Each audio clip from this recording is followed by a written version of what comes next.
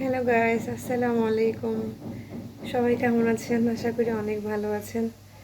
আমি মাত্র গোসল করে আসলাম, সব কাটাকুটি করে গেছি, এখন রান্না করব।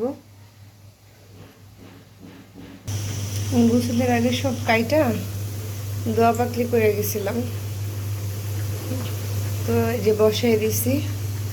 এটা হচ্ছে সিম আলু দিয়ে হবে ভর্তা, আর এটা হচ্ছে আলু ভাজে নিতেছি। আলু দিয়ে রান্না হবে, এটা দিয়ে মুরগির গোশ। সব এগুলো ধোয়া পাকলি করে গেছি, ঠিক আছে। তো এখানে আছে ধনেপাতা, এটা কাটি না, এটা কাটবো রান্না করার আগে।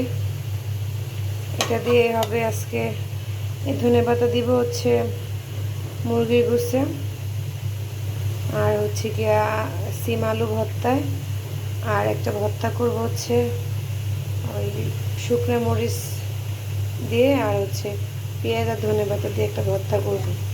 মানে মুখে যদি রুচি নাও থাকে তাহলে এটা দিয়ে খাওয়া যায়। তো এটা এখন ভাইজে নিব।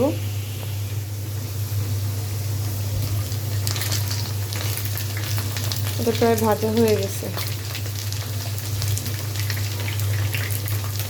আর যে এখানে বসাইছে হচ্ছে সিম আর আলু, এটা ভর্তা করব। এখন তো শীত আসছে, শীতের সবজি না খেলে হয় না। এখন আলুটা তুলে নিব।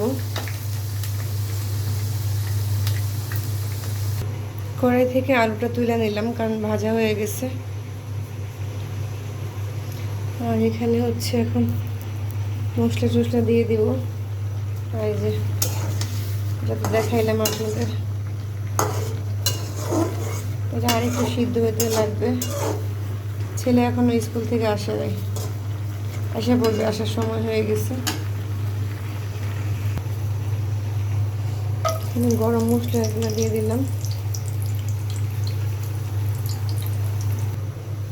এখানে পেঁয়াজ কেটে রাখছি, এটা হচ্ছে সিম আলু ভর্তার জন্য, এটা হচ্ছে গোশের জন্য, মুরগির গোশের জন্য, আর এটা হচ্ছে ওই যে ধনেপাতা আর হচ্ছে পেঁয়াজ শুকনো মরিচ ভর্তা করবো যে, সেটার জন্য।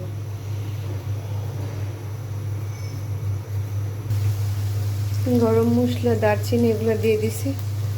এখন পেঁয়াজ দিয়ে দিলাম। এটাকে এখন হালকা একটু বাদামি কালার করব। এটা একটু হালকা বাদামি কালার করব। তারপর মুরগির গোশটা আবার দিয়ে দিব, হালকা একটু ভাজা ভাজা করব। আর এবার সেটা হয়ে গেছে, আমার পড়া লেগে যেতেছে গা। এখন এটা আর একটু পানি আছে, সেখানে নামাই ফেলবো, তারপরে ভর্তা করবো। পেস্টটা বাদামি কালার হয়ে গেছে। এখন আমি মুরগির গোশটা দিয়ে দিব, একটু ভাজা ভাজা করবো হালকা, তারপরে ময় মশলা দিব। আর এখানে এটা হয়ে গেছে। ওরে আল্লাহ, পড়া লেগে গেছে। এখন এটা বন্ধ করে দিব, এটা বন্ধ করে দিলাম।